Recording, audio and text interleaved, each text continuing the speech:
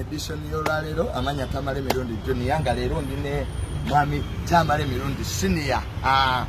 Mzee njagala tutandike mangu njo kwanga nedakika 5. Pressure bamukwa. Ne bagamba yavuma Kabaka omusango mbu yavuma Kabaka sente kyamutwaza mu kooti. President Museveni bamuvumye. Yes, we cannot allow these rumperies. These rumperies are overfilled. Are they journalists?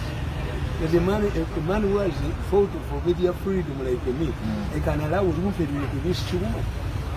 No, take a full go to pressure media would take it. Museveni will have the Bamukubanga Mukaton. Yes. The Abaka Yamagamba, Navaga need them to see them Kokubeka Tunisa. Muzi bamukuba mukatundise nijeno muzi bamukuba mukatundise everybody that's media freedom ebyo byakati atumye Kabaka byali wodda mu myaka gyankaaga waliwo wamawulire balirete kali ab'empisa y'ensi nga bakusiba emyezi 6 yavumye Katikkiro yavumye Kabaka the victims kyoli neera balaga akatabo kakabisole y'amawulire jolejo kiwanuka n'omusajja bamuyitanganya Anania Ssentungo babasiba emyezi 6 Komera liwanja buli yali wamutisi awo kugonde katolike wa kuseka bakuvuma kati feudalism byakwabo kubaza mu democracy akati abatasoma n'obwe balumpenisi bote bamanyi libel and defamation are two different. Libel yogera ku si ku radio ndawa waliwo wano kampuni erikudde defamation nzibunye bibenne byange bakulebudde onyinazo ati bantu baga ati Kabaka nti omwana mbu yawemula Kabaka mbu why do you have public relations officers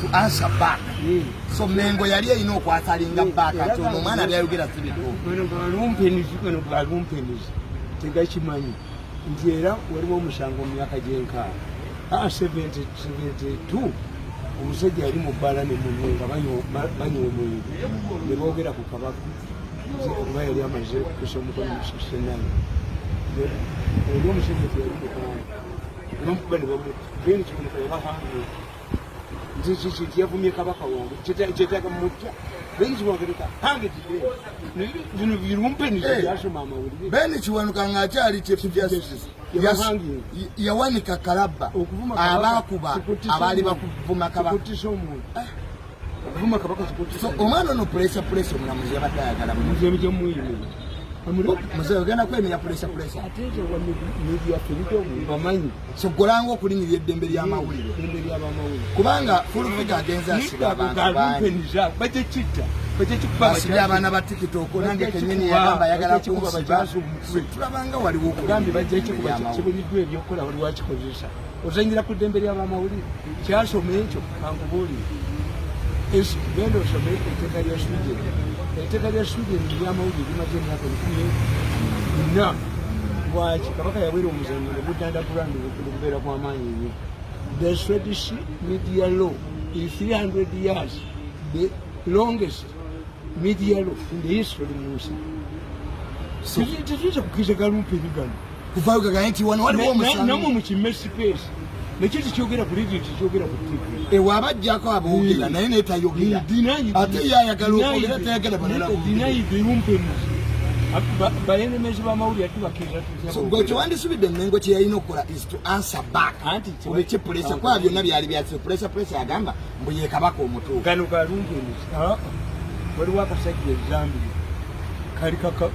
kalifuna kajja ku radio Zambia nikaga nti nkambi kawunda nze president bakakwata bukwasire bakanyugira ebintu kajjaga ku mupiira abantu kabakubyenjeza kawunda huyo ebyo byali mu 1967 constitution ne bwolotanga oli president ogenda ku police ne we report endaluusi so omuntu yenna ogamba nti nze president wa Uganda tekimutaza nesigete yerangirangako ne Bobi Wine naye nga ffe tukimanyi nti religions eziteekako pulezidenti oziyina omukolo wagukoleddwa ffe twaddiranga ku mmere ng'ekatale olwagikubi tusoma ku mmere kubanze taata naye tandike kugisabeko So freedom abantu bakayiga freedom never lumpenis.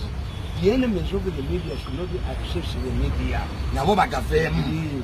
Era kakati nation kutwali ku public.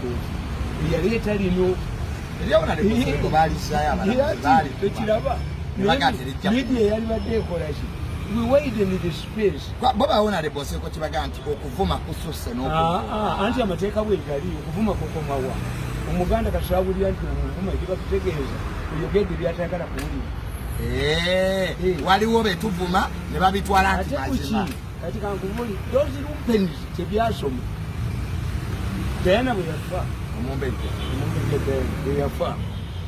Kitaawe woyo omuvuka bwe yafa ne bamuyita Ali Fayed abadde mugagga nnyo mu Uganda ne bamumma obukunje mu Misiri. Naye bawa taata wawe omwana Ali Fayed omusajja omukulu yagenda mu kkooti n'agamba nti bawa Queen yeyassa omwana wawe. Was he killed? No. They put up an inquest.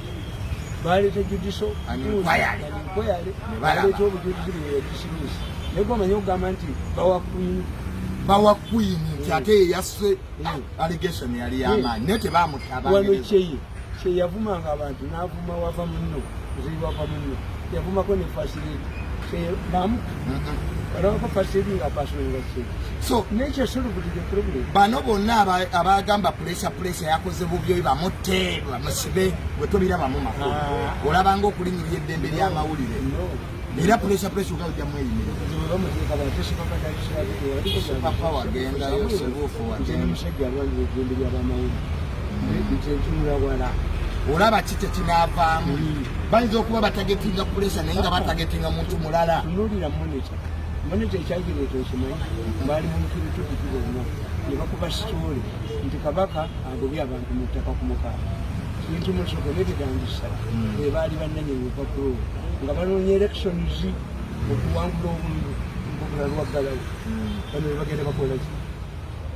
Naye gavumenti yabagana okukola olupapula lwabwe. No, how many times bavumye Museveni mukoze kibaali freedom kwenda kuteeka ukakatenya omwana nze simulaba mune magezi. Pressure. Why? Nti baatuukako abaana b'engoma bennyini ndagire n'alemera ne Kasubi. Yes. Nga baga nti Kabaka si muganda era pressure yaleeta olupapula olwo nga baga nti Kabaka si muganda waabwe. Baabategeevu bakatende kye baakola abategeevu baayita olukiiko lwa Buganda ne basoma eddaami ly'Ekabaka Muteesa nga ligamba nti omwana wange ono Mutebi nkoneddemu. Naye bwe wabangayo olukiiko lwa Buganda lwenyonda Kabaka bwe lugaananga okumulonda nga tulonda Mutebi tugendanga mu famire yakimere wamwange kubalonda. That was Katini. Then they brought the wheel of the late Kabaka Muteesa. Yes. And yegamba nti omwana wange ono Mutebi mumulabanga mwaka ensusso naye bwe muba mumugaanyi temugendanga wa mawanda bagendewa abeebunyolo. The matter who became the Omukamu Bunyolo was settled in the court. Koti yasalawo Omukama w'aliwo yawangulira mu kooti.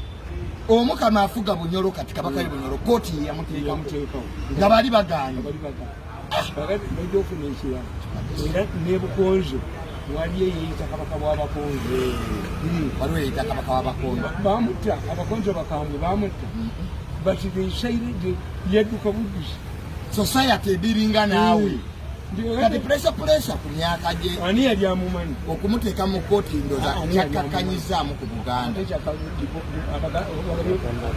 Ab'Emmengo tebazze. Full figure yagulimu ye. Kino ye tubiyita bitya. Kusanga bisibiki ekyo kibuliddwa we kiraga.